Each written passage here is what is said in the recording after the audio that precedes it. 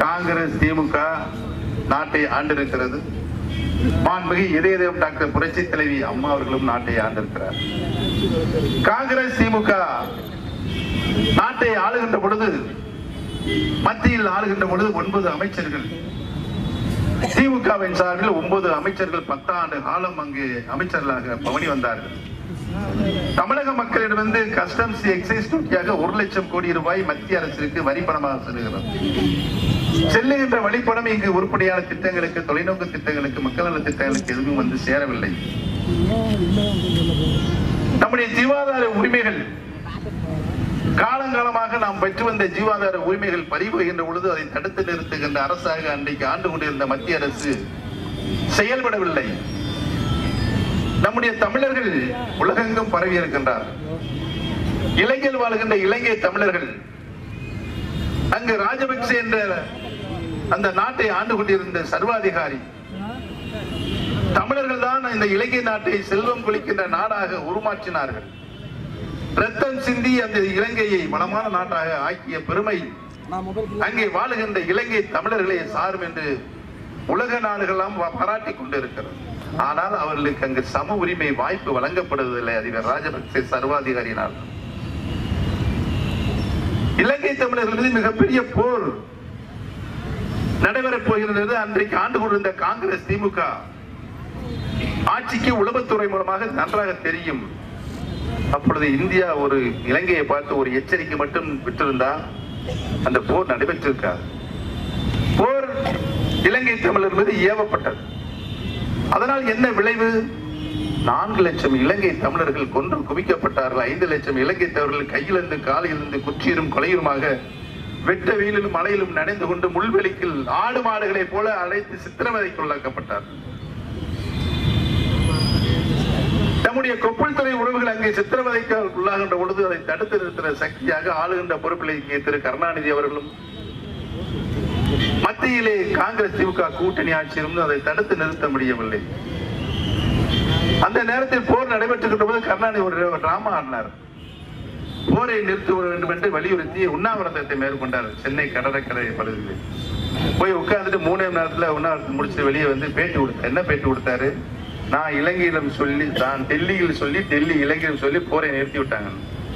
அந்த நேரம் பார்த்து திரு கருணாநிதி அவர்களே வந்து போரை நிறுத்தி விட்டோம்னு சொல்லிட்டார என நம்பி ஆயிரக்கணக்கான பதுங்கு குழிகளில் உயிருக்கு பயந்து, குண்டுமலைகளுக்கு பயந்து பதுங்கி இருந்த பெண்கள், குழந்தைகள் எல்லாம் வெளியே வந்தாங்க. அந்த நேரத்தில் பார்த்து குண்டுமலையா விமானத்தின் மூலமாக போட்டு ஒரே நாளில் 40,000 பெண்களும் குழந்தைகளும் இறந்து போனார்கள். இவ்வளவு பெரிய சாவுக்கு காரணம் தவறான செய்தியை அன்றைக்கு பரப்பிய திரு கருணாநிதி அவர்கள் தான் என்பது நாட்டு மக்களுக்கு நன்றாகவே தெரியும்.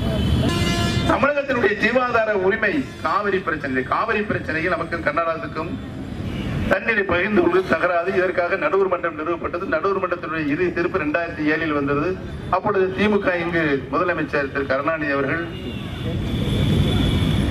அங்கே டெல்லியில் காங்கிரஸ் திமுக கூட்டணி ஆட்சி. அம்மா சொன்னாங்க, காவிரி நடுவர் மன்றத்தினுடைய இறுதி தீர்ப்பு 17 ஆண்டுகளுக்கு பின்னாலே வந்திருக்கிறது. உடனடியாக நீங்கள் மத்திய அரசியலை வெளியிட செய்யுங்கள், அந்த அதிகாரம் உங்களுக்கு இருக்கிறது மத்திய அரசில் என்று சொன்னார்கள்.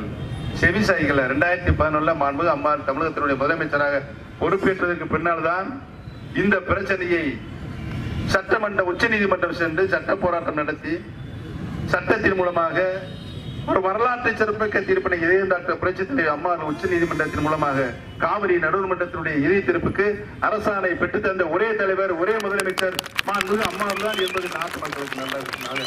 தமிழகத்தினுடைய ஜீவா 7 வருஷம் 7 வருஷம் கழிச்சு தீர்ப்பு வந்து 7 வருஷம். அந்த தீர்ப்புக்கு 24 மணி நேரத்தில் அரசாணை தரலாம். பெண்கள் கண்கள் நாட்டின் கண்கள் என்று மாண்புமிகு அம்மா எண்ணியது பெண்களுடைய முன்னேற்றத்துக்கு எண்ணற்ற திட்டங்களை மாண்புமிகு அம்மா வகுத்து தந்தார்கள். 2 பெண் குழந்தை பிறந்தால் பெண் குழந்தை பாதுகாப்பு திட்டத்தின் கீழ் நிதி உதவி. காலையிலிருந்து மாலை வரை பாவ பெண்கள் ஓயாத வேலை, அவங்களுக்கு எல்லா வேலையும் அவங்களே செய்யணும். சமையல் வேலை, பிள்ளைகளை வந்து குளிப்பாட்டுறது, ஸ்கூலுக்கு அனுப்புறது, புத்தக பயில அவங்களே சமையல் போறது, திரும்ப கூட்டு வருது. இதுதான் இந்த வேலை அவங்க மாண்புமிகு அம்மா பார்த்தாங்க. ஏதாவது நம்ம கொஞ்ச நாள் இந்த பணிச்சுமையை குறைக்க வருது. விலையில்லாத மிக்சி, கிரைண்டர், ஃபேன் 2 லட்சம் குடும்பங்களுக்கு யாரெல்லாம் விலையில்லாத அரிசி வாங்கினாங்களோ அவங்க 5 ஆண்டுல கொடுத்து முடிக்க அப்படின்னு சொன்னாங்க. அதையும் கொடுத்து மாண்புமிகு அம்மா முடிச்சாங்க. இப்படி பார்த்து பார்த்து பார்த்து பார்த்து பார்த்து பார்த்து மாண்புமிகு அம்மா அவர்கள் தமிழக மக்களுடைய தேவை, அன்றாட தேவை என்னவோ அதையும் கொடுத்தார்கள். நீ நாடாளுமன்ற தேர்தலை விட அதிமுக காணாமல் போயிருமா? யாரு? ஸ்டாலின் சொல்றது. நம்மளும் நல்ல ஸ்ட்ராங்காத்தே இருக்காங்க, நாங்க காணவே போக மாட்டோம். ஏன்னு சொன்னால் அனைத்து இந்திய அண்ணா திராவிட முன்னேற்ற கழகம் புரட்சி தலைவர் எம்ஜிஆர் அவர்களால் தொண்டர்கள் இயக்கமாக இந்த இயக்கம் உருவாக்கப்பட்டது. புரட்சி தலைவர் மாண்புமிகு அம்மாவுடைய தொண்டர்கள் இயக்கமாக தான் வளர்த்தார்கள்.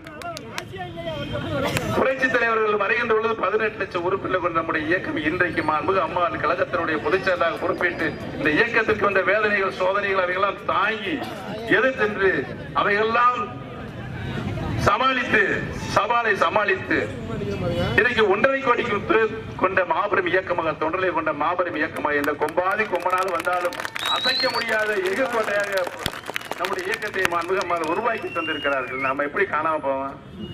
இந்த நாடாளுமன்ற தேர்தலில் வந்த பிறகு, முடிவு வந்த பிறகு யாரு எங்கெங்க போய் காணாம போய் எங்க போய் மூலமுடத்துல போய் ஒழுங்குறீங்கன்னு நாட்டு மக்கள் பார்க்கவே போறாங்க. 2014 அந்த சாதனையை இதயம் டாக்டர் புரட்சி தலைவர் அம்மா செய்து முடிச்சாங்க.